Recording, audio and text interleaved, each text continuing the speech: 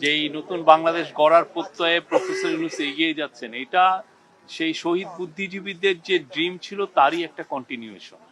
সেই আলোকেই আমরা এগিয়ে যাচ্ছি। তারা যেই জন্য ফাইট করেছিলেন, যেই জন্য তারা দেশকে এগিয়ে নিয়ে গিয়েছিলেন, ঠিক সেই এগিয়ে নেওয়ার প্রত্যেই আমরা এগোচ্ছি। এবং আমাদের আপনারা দেখেছেন যে প্রফেসর ইউনূস বা ওনার টিম, আমরা পুরো শহীদ বুদ্ধিজীবীদের যে আইডিয়ালস, তাদের যে লড়াই, সেটাকে আমরা ধারণ করি।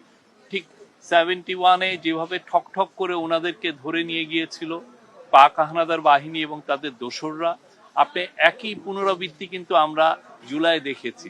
আপনি দেখেছেন যে আমাদের যে 6জন টপ স্টুডেন্ট লিডার, তাদেরকে কিভাবে ধরে নিয়ে গিয়েছিল। আপনারা দেখেছেন তাদেরকে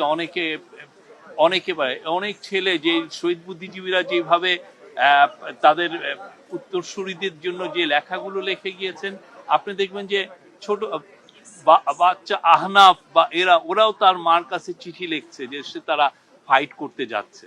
তো আমরা এই পুরো জুলাই গণ আন্দোলন, যে গণ অভ্যুত্থানের যারা ছিলেন, তারা পুরো শহীদ বুদ্ধিজীবীদের ড্রিম, তাদের আইডিয়ালস, তাদের যে দেশ গড়ার যে স্বপ্ন, আমরা পুরোপুরি এটা ধারণ করি এবং সেই লক্ষ্যে আমরা এগিয়ে